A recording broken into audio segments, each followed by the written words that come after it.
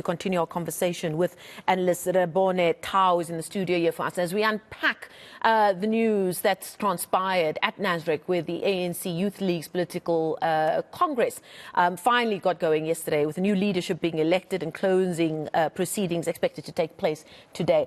Rebone, we've been talking at length about what's to be expected from this new leadership, but before the organisation can move on, do we need to spend time speaking about concerns about whether corners were cut at this Congress over the last couple of days to try and get to a point where new leadership is finally elected?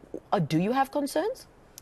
I think, yesterday there was a letter by 7 entity members to the steering committee of the ANC, raising concerns about how this process was flawed, and also questioning if this Congress actually met threshold for it to sit, which is 70%. And I spoke to some this morning who are actually authors of this letter that leaked, to ask, has the steering committee acknowledged the letter? Have they responded? And this is before the election, right? And up to so far, the steering committee has not acknowledged that letter, that it has been received, and they've not responded to it. Yesterday when they came back from lunch, then they were dealing with the issue of credentials, which were delivered by Mduma Nana, which was very interesting because Colin Malat is the deputy coordinator.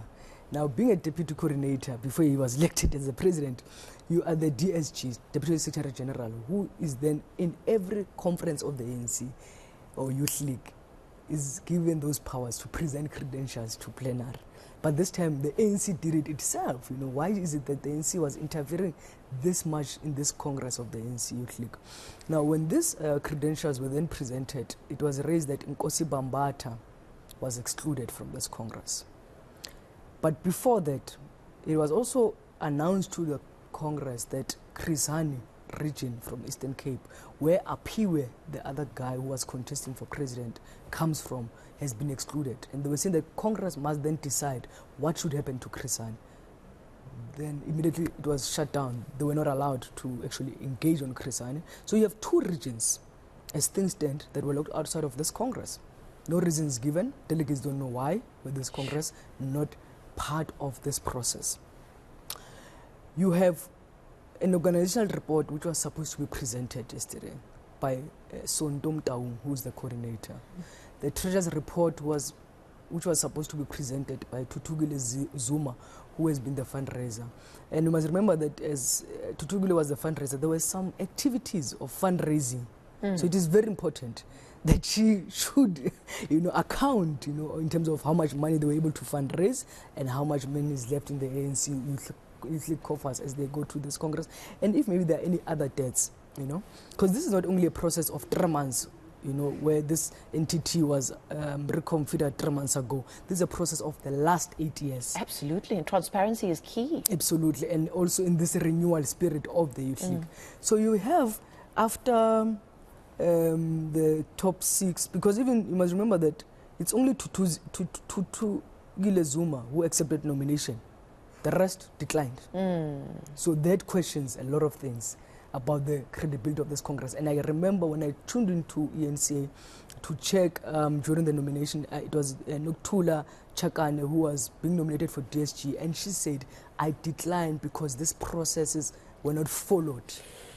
So already you have that, you have the letter that went to the steering committee, you have people that declined, you have 2 regions that were locked outside, you have organizational report that was not presented. There was so much rush by the ANC to have this election, and why is it that they didn't want the organizational report? So after they came back from dinner, they were supposed to do the additional members, and then when they got there, Sonto stood up and said to Congress, I'm handing over the organizational report to Ngundla. And then Zwele stood up, I'm told, and said, no, I've received the trial's report. So this is like, what is really happening? And then just shortly in closing, would this mean that there will continue to be a cloud over this new leadership even before they've started their work? And would that mean that there'd be rumblings of discontent amongst the core of the membership because those processes weren't followed? There will be a cloud, but it's up to them. as the new elected leadership, how they also deal with some of these issues, because these are not young kids. These are old people in their 30s. They've been around, Yeah, been around. They've been around. They're not new to these processes. So they will have to then also reflect what legacy do they want to leave behind. Are they going to continue to bottle themselves in ANC factional politics, or they are going to say, we're liberating the Youth League, we're taking back the autonomy of the Youth League, we are going to do things right? Goodness me, and only time will tell. And we are yet to hear from the President, who's expected to deliver the closing remarks at the ANC Youth League conference later on today as well. Of course, eNCA will be bringing you all the latest. Rebone Tau, thank you so much for your insight this entire weekend as we brought you live coverage of the ANC Youth League's elective conference.